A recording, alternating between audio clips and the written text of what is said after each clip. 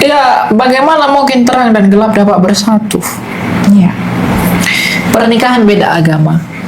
Mungkin ada pasangan yang belum bisa punya anak, tidak diberi karunia.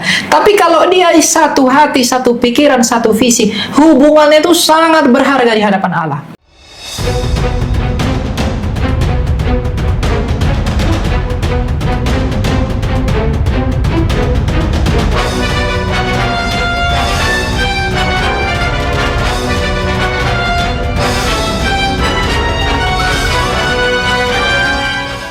Karena tema keluarga juga bagaimana tentang pernikahan beda agama. Soalnya ada orang kan nggak apa-apa lah, toh saya udah 20 tahun beda agama, fine-fine aja. Tapi ada juga yang menderita loh, banyak yang menderita tuh yang saya lihat. Nah, bagaimana menurut dari Elia? Ya, bagaimana mungkin terang dan gelap dapat bersatu? Iya. Pernikahan beda agama.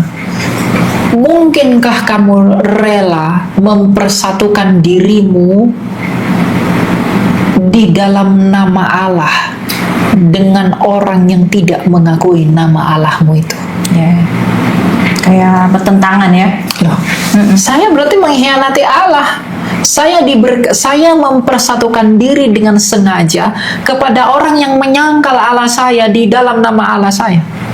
Ya, karena kan ada pengajaran gitu. Dia bilang, ya urusan agama ya masing-masing nanti. Malah ada yang bilang toleransi. Tidak ada toleransi begitu. Ya itu yang kadang-kadang apa yang diajarkan dunia, ya kamu agama kamu, nanti saya agama kamu. Nah, itulah dunia yang akan celaka dengan filsafatnya yang kosong. Karena dunia ini berpikir perkawinan itu terjadi, ya udah, yuk kita jalin, punya anak, udah hidup mati, udah. Dan saya bingungnya pernikahan itu diberkati oleh Allah yang mana? Ya makanya. Jika beda itu. Jadi pernikahan beda agama itu jangan. Demi cinta lah, demi apa tuh, aduh. Tapi ada juga gini yang udah deh, gue diberkatin di sini, gue ikutan, yang penting dapat surat menikah. Ada yang begitu. Ya, itu kan karena dia memperjuangkan manusia. Iya. Mengorbankan Tuhannya. Ya, itu urusan dia lah dengan Tuhan Dan ketika itu sangat disayangkan ya. Nah, kemudian ada lagi anak muda sekarang nih yang banyak nggak mau menikah karena takut ekonomi sekarang kan juga susah, nggak mau komitmen, dan lihat banyak rumah tangga juga pada rusak dan hancur ya. Apa pesan Eli? Ya, takut menikah kalau mempertimbangkan hal-hal seperti itu, saya pikir wajar-wajar saja sebagai bentuk antisipasi mereka untuk tetap semangat dan mencari lebih untuk penghidupan dirinya. Tapi alangkah lebih baik kalau sebenarnya tidak menikah itu oleh karena kerajaan Allah. Ya. Jadi, ngapain kamu menghabiskan waktu tidak menikah karena ketakutanmu akan penghidupan perutmu daripada kamu tidak menikah oleh karena kerajaan Allah? Kadang mereka tidak menikah tetapi kumpul bersama. Ya itu maksud saya. Untuk apa? Berarti kan memang dianya ingin kawin aja, menuhankan dirinya, mendapatkan kenikmatannya, membuang legasinya. Ya kan? Ya sama aja, mah kan lebih buruk. Makanya saya bilang, untuk apa kamu tidak menikah dengan alasan itu kalau kamu bisa nggak menikah demi kerajaan Allah? Demi kerajaan Allah ini maksud saya bukan kamu harus jadi pendeta dan begini, tapi demi kerajaan Allah. Kamu tidak menikah mungkin karena kamu ingin menjaga dirimu, kamu ingin memperkuat hubunganmu dengan Allah, kamu ingin melakukan sesuatu buat Allah, kamu ingin melayani Allah dan lain sebagainya. Itu akan menolong kamu damai sejahtera di dalam hatimu, dan ketika kamu mati mungkin saja itu bisa menjadi suatu pertanggungjawaban yang baik di hadapan tahta pengadilan Kristus yang menakutkan itu. Iya. Jadi jangan sia-siakan waktumu. Iya. Kalau orang dunia bilang waktu adalah uang, bagi saya no. Waktu adalah anugerah. Anugerah untuk bertobat, mencari perkenanan Allah, dan juga melayani Allah. Nah, oke, itu tentang anak muda yang nggak mau menikah. Nih, bagaimana ya? Ini juga karena pemirsa kita kan juga rata-rata juga yang sudah menikah ya. Memang nggak semua, tapi sekarang ini pernikahan kan juga banyak permasalahan, mulai dari beda pendapat, perselingkuhan, ya sakit hati, kepahitan, kecewaan, permasalahan dengan ipar mertua yang mereka sulit mengampuni. Kebanyakan, ya termasuk saya juga pernah jatuh di dosa kepahitan yang begitu dalam. Ya, tapi puji Tuhan, anugerah Tuhan lah ya, sudah bisa melewati itu semua. Tapi sekarang masih banyak yang bergumul dan bahkan gak dikit yang keras hati ya. Ya sekarang sesuai data yang terlihat pun ya, banyak masalah di dalam rumah tangga, ketidakcocokan dan lain sebagainya lah. Elia mungkin tahu. Bagaimana pesan Elia buat rumah tangga zaman now sekarang ini? Pesan saya adalah ingat tujuanmu yang semula. Mengapa kamu memutuskan untuk saling mempersatukan diri menjadi satu daging? Jadi ketika konflik terjadi dalam rumah tangga, ya saya memang belum menikah ya. Yes, Jadi saya tidak tahu rasa pernikahan itu seperti apa. Mungkin akan ada orang yang tonton, oh kamu kan belum nikah, kamu tidak rasain. I know, saya memaklumi itu. Tetapi maksud saya adalah sebagaimana yang diajarkan oleh kitab suci, kalau kamu sudah memutuskan untuk bersatu dengan seseorang, lalu ada konflik di dalamnya, lalu kamu memutuskan untuk berpisah dan lain sebagainya, mengapa kamu tidak mengingat kembali masing-masing apa tujuanmu sejak semula mempersatukan dirimu? Dan untuk bisa mengingat itu dan sadar itu dibutuhkan satu hal, kerendahan hati. Jadi setiap pasangan itu harus saling rendah hati untuk bisa saling mengkoreksi dirinya. Mungkin saya yang salah, kan sekarang banyak pasangan rusak karena saling menuduh dan menuntut. Oh kamu tidak bisa kasih aku uang, oh kamu juga tidak bisa urus aku dengan baik, aku carilah perempuan yang lebih baik. Oh kamu juga nggak bisa kasih uang, aku cari juga lah yang bisa kasih banyak uang. Kan saling menuntut. Tapi kalau dia rendah hati, dia satu hati, pernikahan itu tidak hanya satu daging. Agar bisa menjadi satu daging, dia harus satu pikiran, satu semangat, satu hati, satu tujuan, satu visi. Baru satu daging. Itu yang terpenting. Kalau masalah enggak bisa kedaginganmu, mungkin mohon maaf ya, mungkin ada pasangan yang belum bisa punya anak, tidak diberi karunia. Tapi kalau dia satu hati, satu pikiran, satu visi, hubungannya itu sangat berharga di hadapan Allah. Sama seperti Abraham dan Sarah, dia terlambat menerima dalam ukuran orang pada masa itu. Tapi karena dia satu hati, satu pikiran, satu tujuan, maka Allah melihat kesatuan mereka, maka dianugerahi yang daging-daging ini. Itu nggak jadi masalah. Jadi rumah tangga itu bisa rusak. Kenapa? Kerendahan hati. Meskipun menurut saya errornya Sarah ya kalau dia dari surga dengar, dia menyorong si Hagar buat jadi itu kan, buat si Abraham. Ya, tapi itu respon yang itu menurut saya memang salah. Tetapi itu menurut saya respon kerendahan hati Sarah. Karena tahu diri ya. Tahu diri. Anak, ya. Betul. Tapi kan pada akhirnya karena memandang kerendahan hati Sarah, dia begitu tulus mencintai Abraham, sehingga karena ketulusannya kepada Abraham pengen punya anak. Tapi karena Sarah tidak bisa memberikan, karena begitu tulusnya cintanya Sarah kepada Abraham, tidak apa-apa. Karena kasihku kepadamu, karena kamu pengen punya anak, kamu bisa punya anak dari yang lain. Dia melakukan itu bukan karena kebenciannya kepada Abraham, tapi karena kasihnya loh. Tapi karena Tuhan melihat betapa tulusnya Sarah itu, Tuhan anugerahi, bukan? Ya. Tapi artinya jangan diikutin ya buat penonton. Ya enggak boleh. Nanti diapain? Padahal Tuhan menyampaikan pesan itu ke Abraham sewaktu di umur 75. Nanti kalau udah mandul udah kasih sorok yang istilah orang lain untuk punya anak. Dan Tuhan juga berbicara kepada Sarah, tetapi ketika itu Sarah menanggapinya dengan sedikit ketawa. Iya, betul. Karena memang apakah mungkin saya dengan usia begitu masih punya anak? Dan ketidakpercayaan itulah yang membuat dia itu menyerahkan Hagar. Ya, walaupun si Elia ini memang kan tadi udah menjawab dan luar biasa kan, nggak apa-apa, firman itu kan pasti menguatkan. Meskipun Elia itu masih muda dan belum menikah kan, karena pandangan firmannya. Ya. Dia seakan-akan sudah punya pandangan seperti orang yang sudah menikah 50 tahun. Iya kan, dia tahu kan. Karena dia tahu kan. Nah, kalau ada yang denial, oh kamu kan belum menikah, banyak yang bilang begitu ke saya. Tapi enggak apa-apa, suatu hari nanti kamu akan tahu. Saya kira suatu hari kamu akan melihat aku menikah. Banyak yang susah untuk diajak rendah hati gitu setelah banyak ketidakcocokan. Karena kan gini, udahlah gue malas, dia nggak berubah, dia udah malas. Nah itu kebanyakan yang orang depresi, kebanyakan kaum perempuan ya yang depresi melihat suami itu udah nggak bisa berubah. main cewek ya terus main cewek, terus males ya males, terus KDRT ya terus marah ya marah terus. Terutama sih yang menyakitkan banyak perempuan adalah perselingkuhan sih.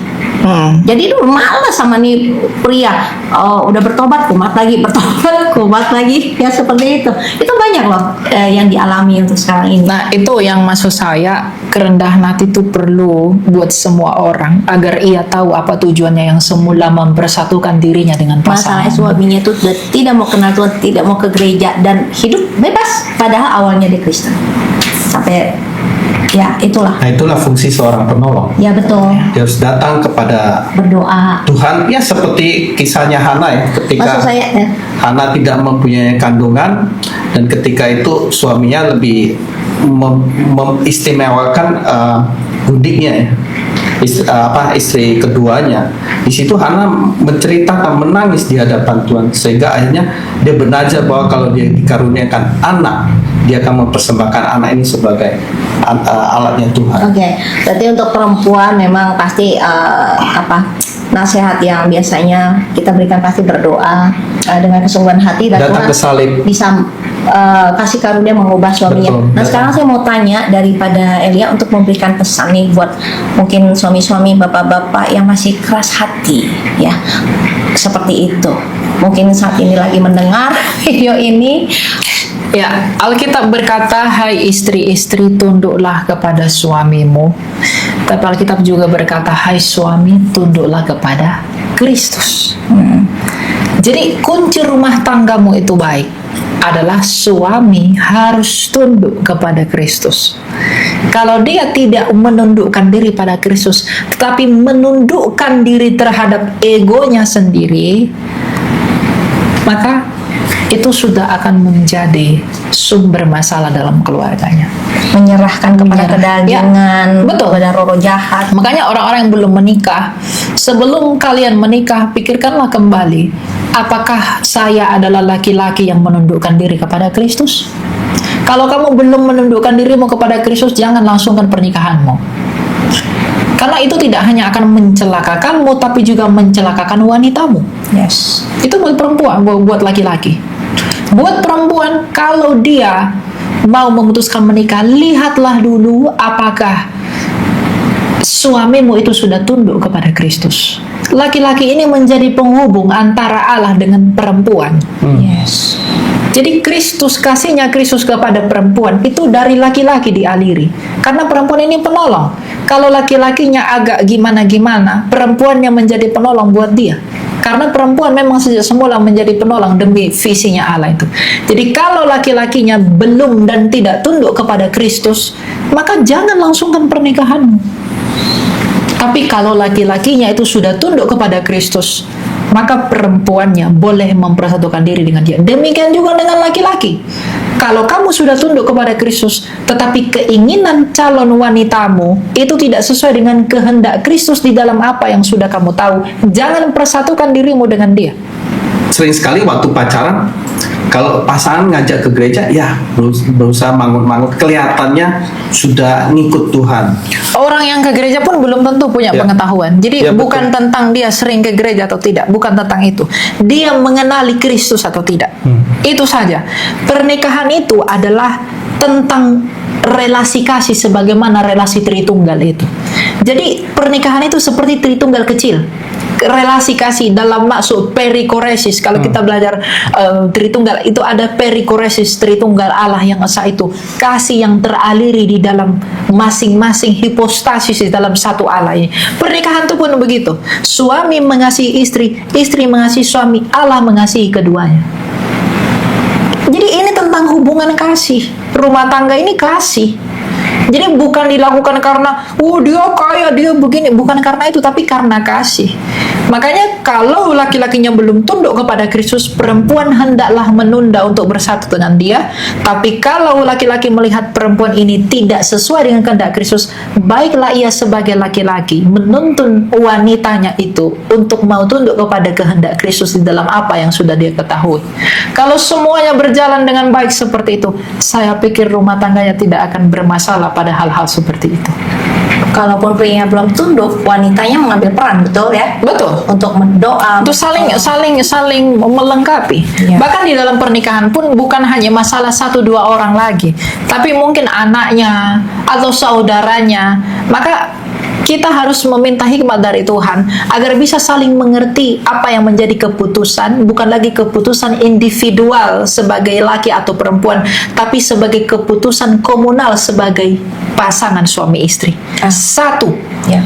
Jadi mereka sehati, sepikir, sevisi. Apapun yang terjadi pada istri atau pada suami, itu mereka saling memaklumi. Makanya saya bilang dari awal, kuncinya itu rendah hati. Saya melihat papa saya bercerai karena apa? Tidak rendah hati. Semua punya egonya masing-masing, semua punya keinginannya masing-masing. Akhirnya yang jadi korbannya siapa? Saya. Adik-adik saya. Kalau mereka punya kasih, mereka tidak akan membiarkan anak-anaknya untuk kehilangan sosok orang tua. Makanya kalau pernikahanmu hanya karena nafsumu semata, jangan kamu menikah.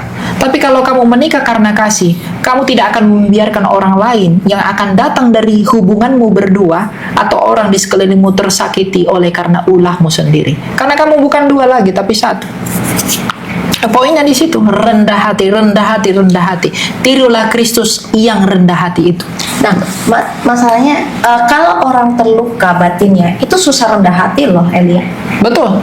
Ya, saya juga batin saya pernah terluka. Kerendahan hati bukan dari masalah luka batin apa segala macam. Itu Biasanya mungkin membentengi, jadinya keras hati lah istilahnya, keras Ya. hati. dia keras hati karena dia tidak melihat dan mengenali Kristus. Iya, nggak kenal salib. Dia tidak mengenal Kristus. Makanya. Jadi dia menganggap gini, aku luka, aku pantas untuk itu. Enggak, kamu enggak pantas. Kamu enggak pantas ngapa-ngapain sebenarnya. Saya pun enggak pantas ngomong begini. Tapi kan bukan karena saya melihat saya lagi, tapi saya melihat Tuhan saya yang melayakkan saya. Makanya kalau orang bebal, orang apa segala macam, tinggi hati dan segala macam, dia enggak mau mengampuni, dia tetap kepahitan. Saya selalu bilang, layakkah kamu kepahitan? Siapa kamu di hadapan Allah? Oh, dia menuntut siapa ini? Tuhan adalah pencipta dari segala sesuatu yang kamu sebut milikmu. Bahkan dia suamimu, dia istrimu, itu bukan punyamu, itu punya Allah. Kalau kamu kepahitan sama dia, kamu sedang melakukan itu kepada Allah. Nah, kalau orang tidak punya pikiran seperti ini, dia akan tetap di dalam itu, berlinang terus dalam hal itu. Tapi kalau ia telah melihat kerendahan hati Kristus, dia bukan lagi melakukan. Makanya ayat Alkitab berkata, lakukanlah untuk Tuhan, bukan lakukan untuk manusia. Jadi ketika saya mengasihimu dan segala macam, kasih saya itu tidak akan terhianati dan tidak akan menimbulkan kepahitan. Kalau saya mengasihi, melakukan itu semua karena Kristus, apapun responmu.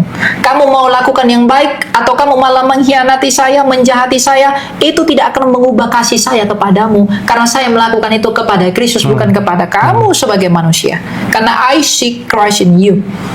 Karena saya melihat Tuhan ada dalam kami. Makanya Alkitab itu dalam sekali. Ya. Lakukan karena Tuhan, bukan karena manusia. Karena saya lakukan karena ibu, lalu ibu menyakiti saya, lalu kasih saya itu akan hilang. Berubah. Maka bodohlah saya. Tapi karena saya melakukan itu, saya membantu ibu, saya mengasihi ibu karena saya melihat Kristus. Lalu ibu mengkhianati saya tidak akan kepahitan. Kenapa? Ya karena saya melakukan itu bukan karena kamu kok, tapi karena Tuhan saya perintahkan saya mengasihi kamu. Apapun respon kamu, ya itu urusan kamu. Ini antara saya dengan Allah saya. Yes. Pasangan pun harus begitu. Ya, betul. Nah, tadi saya mau tanya nih, kan bagusnya pasangan itu sebelum menikah kita harus mengenal pasangan apakah mereka takut akan Tuhan. Nah biasanya kalau pasangan lagi pacaran, yang tadi saya mau sampaikan, mereka berusaha tampil sebaik mungkin. Ya, kalau ke gereja, wah kelihatan sering, kelihatan harmonis. Kan belum tinggal satu rumah, nggak ketahuan dong baca kitabnya berapa menit. Ditanya baca, oh ya baca. Nah, bagaimana kita tahu pasangan kita, calon pasangan kita itu benar-benar takut akan Tuhan dan cinta akan Tuhan? Ya. Bagaimana kita benar? Sebenarnya begini, saya mengatakan kuncinya hanya satu tadi, rendah hati. Kalau rendah hati itu berarti akan menimbulkan sikap turunannya, yaitu saling jujur. antara satu dengan yang lain. Sehingga bukan yang baik-baiknya aja yang ditampilkan, tetapi dia membuka diri untuk memberitahu apa kelemahannya, apa masalahnya. Sehingga mereka berdua saling tahu kekurangan dan saling menerima itu. Dan ketika memutuskan saling menerima, dan itu terjadi di rumah tangga, mereka sudah mengakuinya terlebih dahulu dan hidup untuk saling memperbaiki di dalam pengetahuan mereka itu. Rendah hati itu bukan hanya mengalah, tidak, tapi memberitahu, ya ini saya apa adanya. Jujur ya. Jujur, terbuka. Saya tuh sebenarnya orangnya emosinya begini loh, saya begini loh, saya begini segala macam. Kalau kita lebih terbuka, itu akan semakin mendatangkan damai sejahtera. Dan ketika itu terjadi, kelemahannya itu keluar, kan mereka sudah saling mengaku di awal. Maka mereka saling bisa memahami. Jadi tidak memuncak lagi pada tahapan seperti orang yang kaget. Oh, ternyata kamu begini, kamu begini. Karena nggak begitu lagi. Iya, responnya udah akan berbeda kan. Gitu. Jadi kuncinya itu hanya satu, rendah hati tadi. Rendah hati itu akan menimbulkan apa? Ketulusan, kejujuran, keterbukaan, dan lain sebagainya. Ketulusan dan kejujuran itu penting. Jujur kepada Tuhan, jujur kepada pasangan. Gitu. Tapi tidak perlu jujur selalu kepada semua manusia ya. Oh, enggak, nanti dimanfaatkan kamu. Betul. Gitu. Makanya harus cerdik seperti ular. Betul. tulus seperti Kita manusia. harus tahu kepada siapa kita terbuka. Betul, karena ini kan Jangan masalah. kita jujur sama serigala. Oh, nanti enggak Ya, boleh. karena kan masalah rumah tangga kan juga banyak yang akhirnya salah curhat kan, akhirnya malah Ya, kita curhat diselewengkan. harus ke tempat orang yang memang bisa dipercaya. Ada hal-hal yang perlu diberitahu, ada hal-hal yang tidak perlu. Bahkan rahasia kerajaan Allah pun ketika Daniel tanya, ini apa artinya? Meteraikanlah dulu itu. Iya. Nanti akan disingkatkan. diberitahukan. Nah tadi si Elia yang ngomong tentang balik lagi ke rumah tangga yang saling mengampuni, karena kan kalau biasanya istri udah keras hati, kepahitan, luka, dia bisa keras hati, apalagi lihat suaminya nggak berubah terus gitu kan. Tapi kan tadi balik Elia mengingatkan itu memang kita tahu, tetapi mungkin bagi penonton mungkin yang sering melupakan adalah waktu kita melakukan dan mengampuni pasangan itu bukan karena buat pasangan, Iya. tapi buat karena melihat Tuhan. Melihat Karena Tuhan. yang menyelamatkan kita itu nanti bukan pasangan. Karena pengampunan itu tuntutan Tuhan. Ya, dan maksudnya ke surga neraka kan sendiri-sendiri. Iya. Pertanggungjawaban itu sih Mm-mm. supaya kita jangan melihat suami, walaupun suami atau mungkin istrinya lah ya yang menyebalkan. Tapi kalau hari ini di video ini mendengarkan suara kebenaran ini, cepat-cepatlah kita fokus kepada Tuhan dan mengampuni pasangan, bukan karena orang itu mungkin merasa nggak layak, lu udah sebelin ngapain gua ampunin gitu. Tapi karena kita melihat Tuhan, betul ya, yang Ya. akan menyelamatkan kita. Nah, saya mau tanya lagi tentang ini. Orang yang bercerai, misalnya dia udah bercerai dengan suaminya. Kalau menurut pandangan Elia, untuk pria dan wanita, itu apa yang harus mereka lakukan? Karena sekarang ini orang memudahkan kawin cerai. Ya. Walaupun di dalam kekristenan yang firman Tuhan udah berkata jelas-jelas jangan bercerai gitu kan. Dalam 1 Korintus 7, Rasul Paulus itu mengingatkan tidak boleh bercerai. Tapi kalau bercerai, artinya perceraian itu bisa terjadi. Prinsip kalau kita bilang nggak boleh bercerai, sama seperti nggak boleh membunuh. Tapi ada nggak orang membunuh? Tapi kalau dia membunuh, apa solusinya? Nah begitu. Jadi cerai nggak boleh. Tapi kalau dia bercerai, apa Harus solusinya? hidup damai. Apa solusinya? Ya, Rasul Paulus bilang kalau dia cerai mati, janda atau duda segala macam, dia boleh menikah lagi daripada hangus di dalam hawa nafsunya. Misalnya, saya menikah, saya punya istri saya meninggal, tapi saya punya nafsu seksual yang begitu tinggi. Nah, lebih baik saya menikah daripada saya mencemarkan diri kepada yang lain-lain. Itu enggak apa-apa. Tapi Rasul Paulus bilang, alangkah dia lebih baik hidup seperti aku, yaitu menyendiri. Tapi kalau orang cerai hidup, laki-laki dan perempuan cerai hidup, mereka tidak boleh menikah lagi. Mereka hanya boleh, pilihannya hanya dua, bersatu kembali berdamai atau hidup sendiri masing-masing. Ya. Itu perintah Tuhan melalui Paulus yang berkata, kalau orang bercerai, biarlah mereka hidup sendiri masing-masing, atau pilihannya berdamai dengan suaminya. Setuju. Tapi kenyataannya sudah banyak orang yang saya bercerai kemudian menikah lagi dengan keluarga yang sekarang. Nah, memang masih banyak keributan sih. Istrinya kadang-kadang menyerah, udahlah lu kembali ke istri lu, gue juga udah sendiri-sendiri. Saya bilang, kamu yang udah ada, udah lakukanlah gitu loh, daripada yuk bercerai lagi karena udah keburu kan. Bener gak? Kalau yang keburu mau gimana, ya kan? Nah seperti itu sih. Nah, mungkin ada pesan tambahan dari Elia buat keluarga-keluarga yang memang sudah keburu bercerai and then menikah. Sudah keburu bercerai dan menikah. Pesan saya adalah kamu tahu bahwa itu adalah kesalahan, itu adalah dosa, dan saya pun tidak akan menghakimi nasib kamu bagaimana di akhirnya, bagaimana segala macam. Cuma sekarang ya pertimbangkanlah dan tanyakanlah kepada dirimu, mengapa aku melakukan ini. Masalah penghakiman itu bukan urusan saya dan bukan urusan kita semua, itu adalah urusan Allah. Tapi kalau dia sudah terlanjur menikah lagi, dia sudah misalnya bahkan lebih jauh ya, mereka sudah punya anak lagi begitu ya, tapi karena sudah bercerai dan lain sebagainya, ya saya hanya menyarankan biarlah setiap harinya ia mengaku dosa di hadapan Allah, ia yang menguji dirinya sendiri. Tuhan pasti tidak ada dosa yang tidak terampuni di hadapan Allah. Hanya satu dosa yang tidak terampuni, menghujat Roh Kudus, yaitu menolak untuk percaya kepada Yesus. Jadi kalaupun kamu sudah terlanjur melakukan itu, saran saya, rendahkanlah hatimu, relakanlah hatimu, minta ampun kepada Tuhan atas apa yang kamu lakukan itu, dan hiduplah di dalam damai sejahtera dengan hidup kamu yang sekarang. Dan juga dengan mantan ya, berdamai. Harus berdamai, saling mengampuni, melepaskan dan memaklumi. Itu yang terpenting. Kalau untuk saya, karena ada orang berkata, oh kamu harus cerahkan begini, saya tidak akan sarankan yang seperti itu. Cuma ya dasarilah dengan kasih, minta ampun sama Tuhan. Setuju banget, betul. Kalau misalnya yang sudah memang terlanjur kawin, cerai dan sekarang sedang menikah dengan istri, mungkin istri atau suami yang kedua, bahkan mungkin ketiga, betul, rendahkan hati di hadapan dan bertobat setiap hari ya.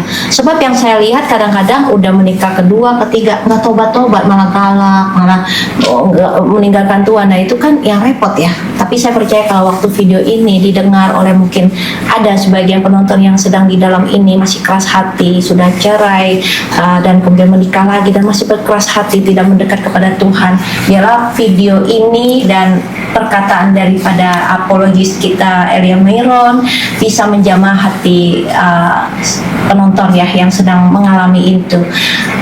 Bertobat tiap hari, datang kepada Tuhan, meminta pengampunan, karena kan sudah pernah salah di masa lalu ya Elia ya. Masa udah salah di yang lalu bikin lagi, iya kan? Dulu keras sama istri, masa sekarang keras juga, makan lebih keras lagi ya. Itu yang repot.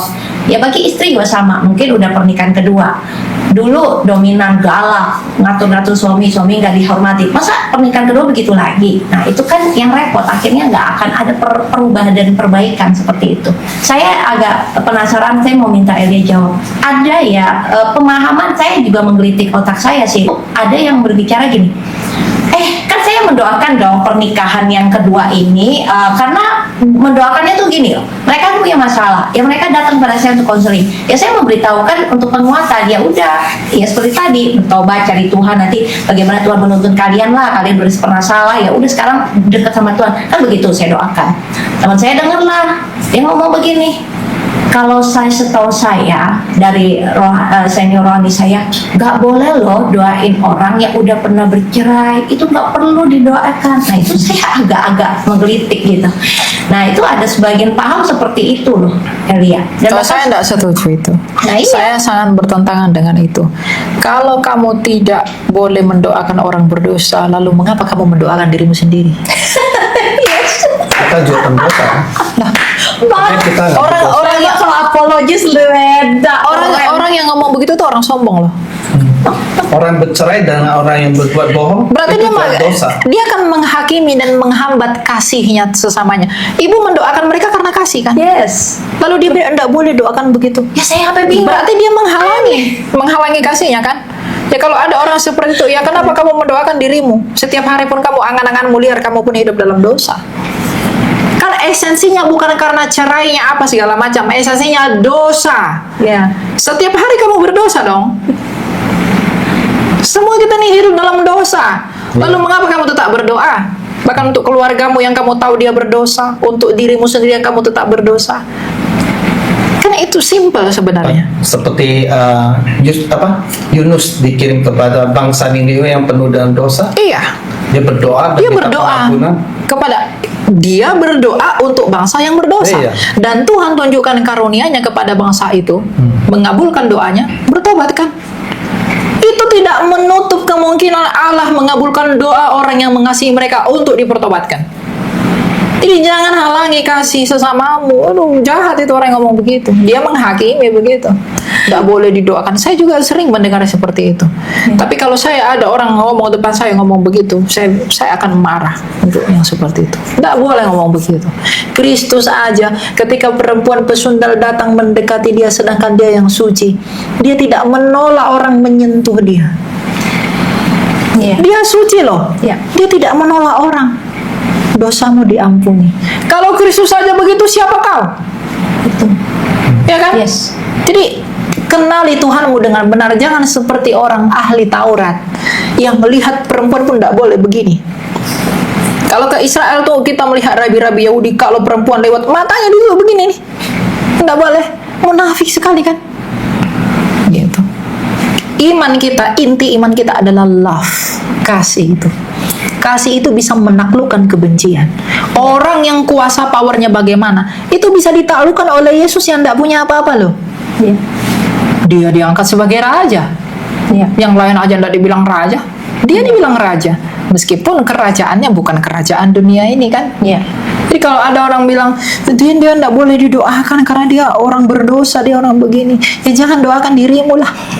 Sekarang kan bukan fenomena ya, dari dulu ya, pernikahan yang kedua, ketiga itu gereja memberkati.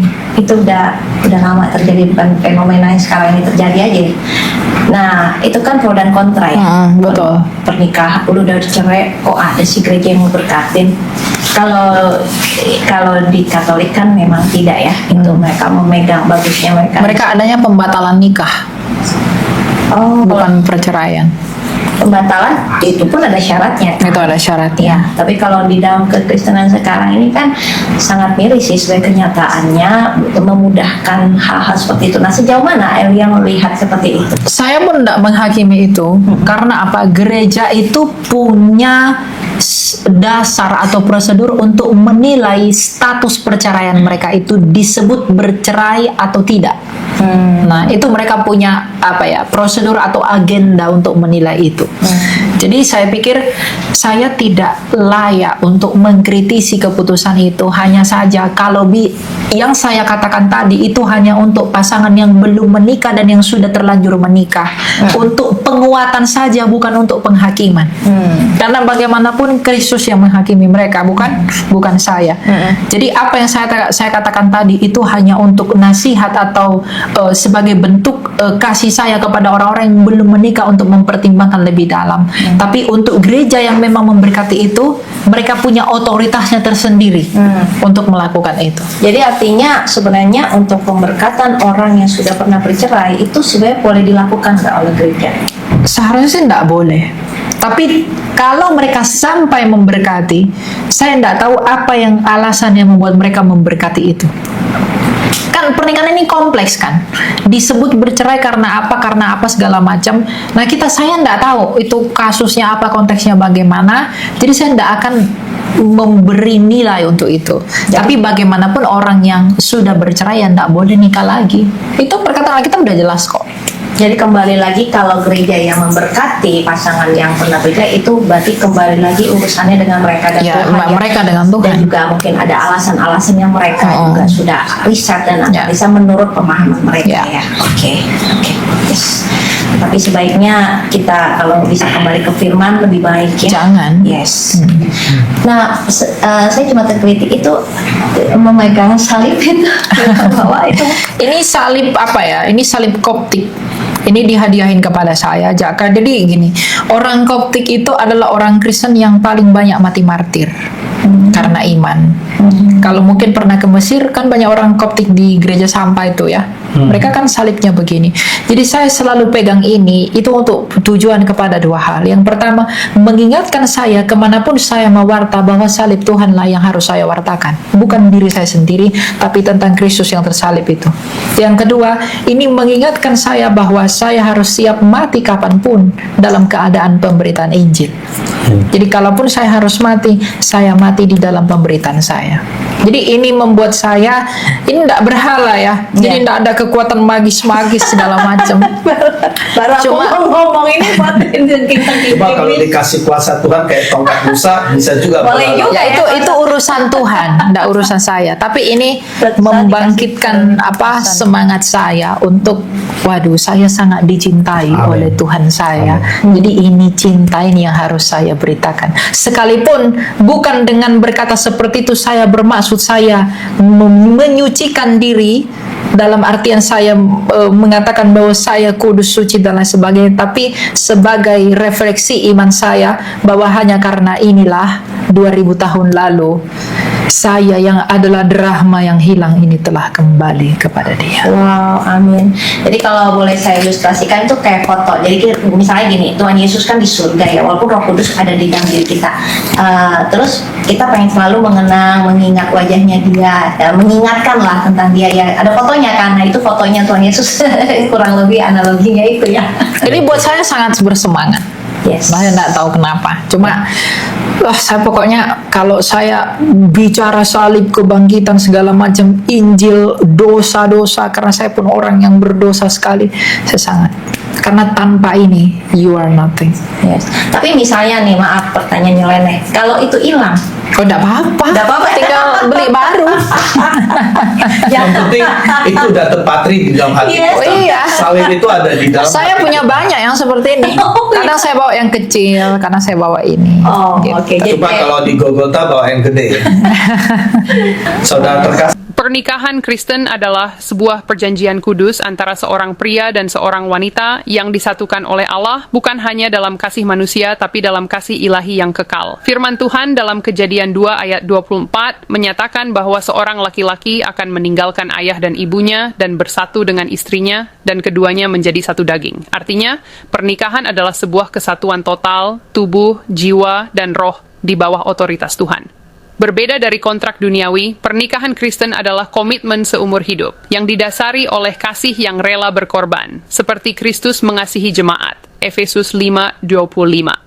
Di dalamnya, pasangan belajar untuk saling melayani, saling memaafkan, dan terus bertumbuh dalam iman, bukan tanpa tantangan, tapi dengan Kristus sebagai